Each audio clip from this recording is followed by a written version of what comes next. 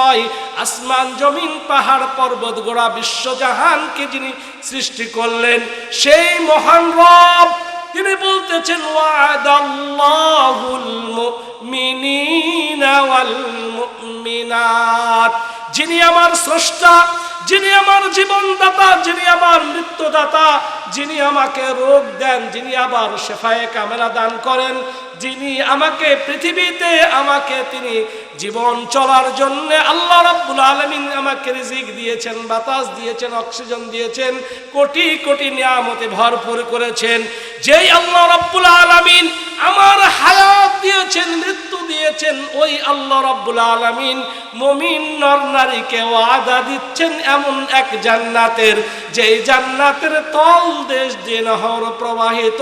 শুধু তাই নয়, বরং আল্লাহ রাব্বুল আলামিন বলছেন খালিদিনা ফিহা, এই জান্নাতে তারা চিরস্থায়ী থাকবে, কোনোদিন এই জান্নাত থেকে তাদেরকে বের করা হবে না। সুবহানাল্লাহ। তাহলে কার ওয়াদা? আল্লাহর ওয়াদা। আর আল্লাহ যদি ওয়াদা করে, সেই ওয়াদার বরখেলাপ আল্লাহ করে। আমরা আজানের দোয়ার শেষে একটা দোয়া, ইন্নাকা লা তুখলিফুল মিয়াদ, যে তুমি তোমার ওয়াদার খেলাপ কখনো করো না, বৈপরীত্য করো না। যদিও এই বাড়তি অংশটা মুসনাদে আহমদের মধ্যে এসেছে এবং এই বাড়তি অংশটাকে কেউ কেউ বলেছে জয়ীফ, এটা সহিহ দ্বারা প্রমাণিত নয়, কিন্তু কথাটা সত্য যে আল্লাহ রাব্বুল আলামিন যে ওয়াদা দেন সেই ওয়াদা কি করেন? পূরণ করেন। এই কথাটা ঠিক আছে, কথাটা অসত্য না, এটা দুর্বল না।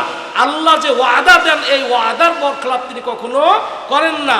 সেই মহান প্রভু মুমিন নর এবং নারীকে ওয়াদা করেছেন তিনি এমন এক জান্নাত আমাদেরকে দান করবেন, যেই জান্নাতের তল দিয়ে নহর প্রবাহিত, ঝর্ণা দ্বারা প্রবাহিত। আল্লাহ রাব্বুল আলামিন জান্নাতের বর্ণনায় এই সিফাতের মধ্যে, বৈশিষ্ট্যের মধ্যে কেন বললেন যে ওই জান্নাতের তল দিয়ে নহর প্রবাহিত?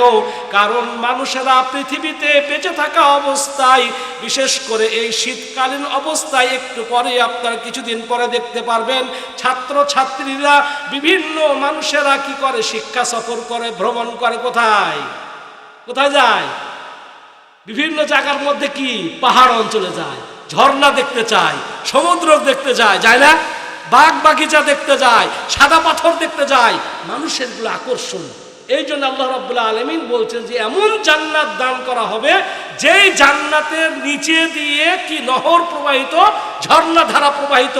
কারণ পৃথিবীতে মানুষেরা এই ঝর্ণা দেখতে অভ্যস্ত, তাদের কাছে ভালো লাগে। অনেকেই বলে হায় রে ঝর্ণা, কেমন ঝর্ণা রে, কেমন করে পানি পড়ে রে, হ্যাঁ টাকা নাই থেকে যাবার পাই না, 2000 টাকা লাগে, হ্যাঁ 3000 টাকা লাগে, এত টাকা নাই।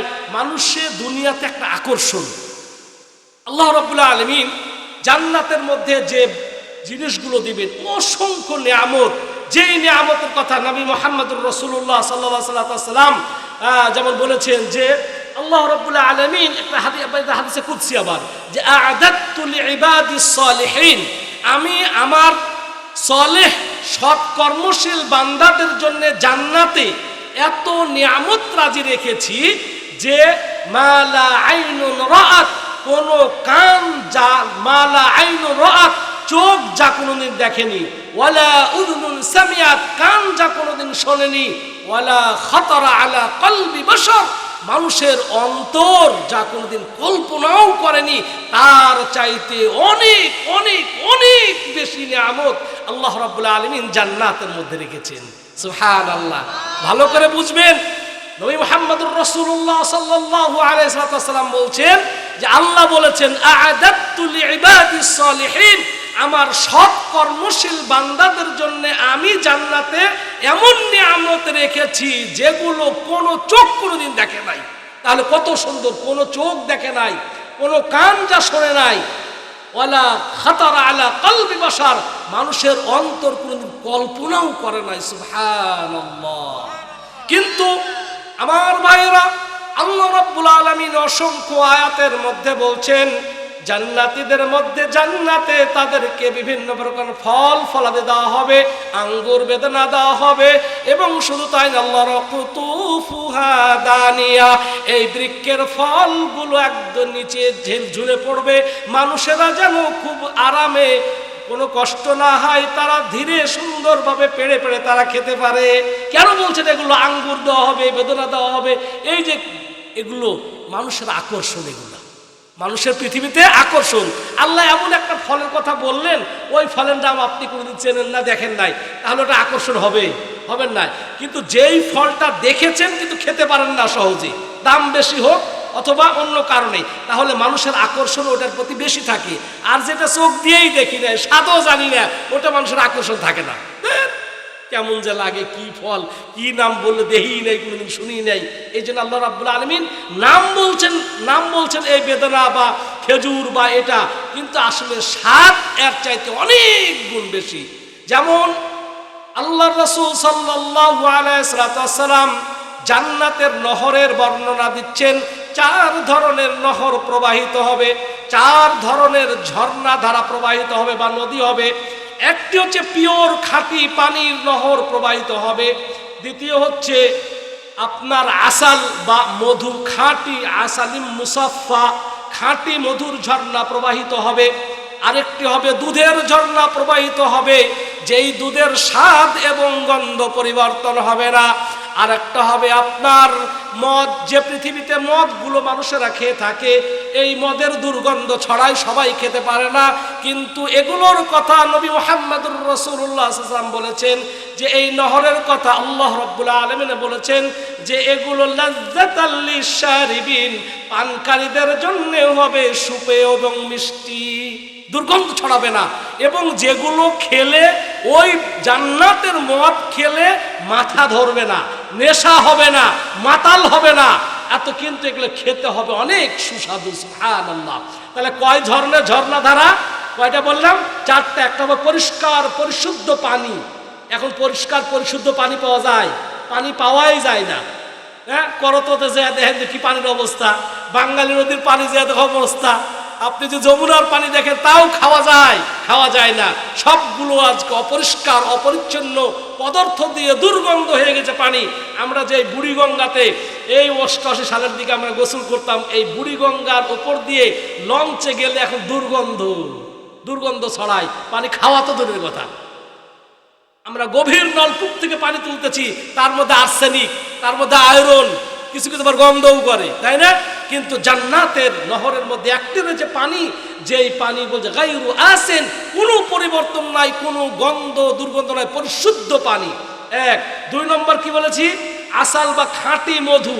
আজকাল বাজারে যত মধু, ভেজাল মধুতে সয়লাভ, সবাই বলে যে খাঁটি মধু, কিন্তু খাঁটি মধু প্রকৃতিতে পাওয়া যায় না। কিন্তু জান্নাতে পিওর খাঁটি মধুর নহর প্রবাহিত হবে, সেখান থেকে মানুষ তুলে তুলে খাবে।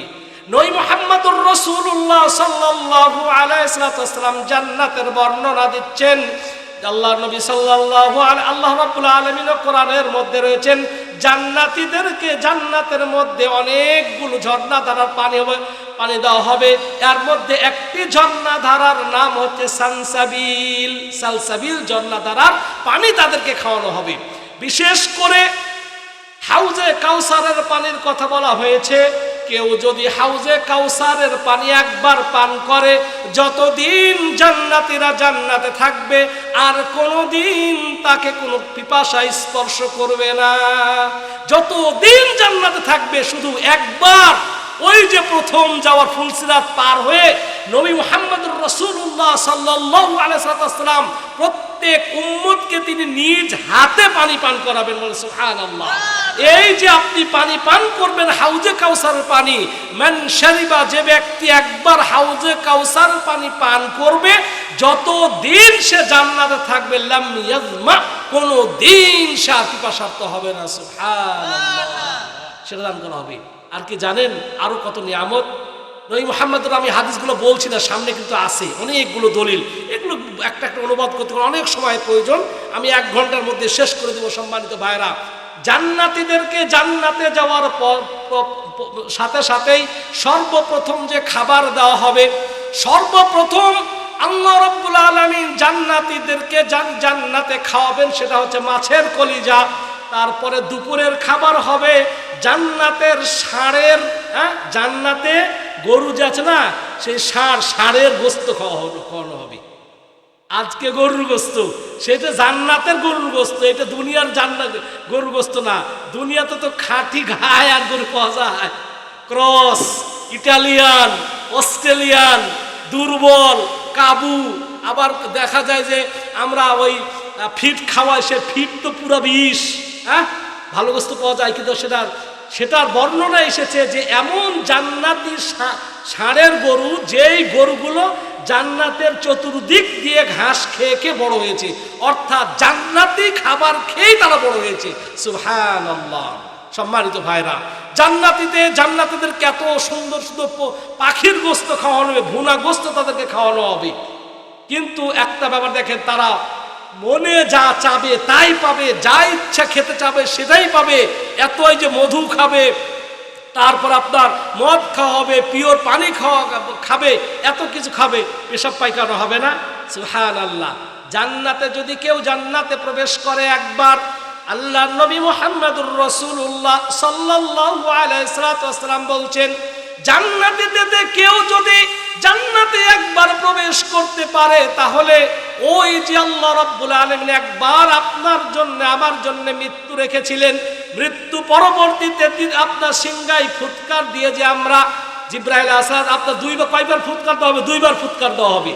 প্রথমবার ফুৎকার দেওয়ার সঙ্গে সঙ্গে গোটা পৃথিবী ধ্বংস হয়ে যাবে, আসমান চূর্ণ বিচূর্ণ হয়ে যাবে, নক্ষত্রগুলো উড়তে থাকবে, পাহাড়গুলো ধুলার মতো উড়তে থাকবে, সমুদ্রগুলো উদ্বেলিত হয়ে উঠবে। অনেক সূরার মধ্যে আল্লাহ রাব্বুল আলামিন বলেন, ইযা শামসু কুওয়িরাত ওয়া ইযান নুজুমু কাদারাত। আল্লাহ রাব্বুল আলামিন অন্য আয়াতে বলেন, ইযাস সামাউ ফাতারাত ওয়া ইযাল কাওয়াকিবু ইনতাসারাত ওয়া ইযাল বিহারু ফুজ্জিরাত। এইভাবে অনেকগুলো সূরার মধ্যে এই ভয়াবহতা এসেছে যে আসমান চূর্ণ বিচূর্ণ হয়ে যাবে, নক্ষত্রগুলো খসে খসে পড়বে।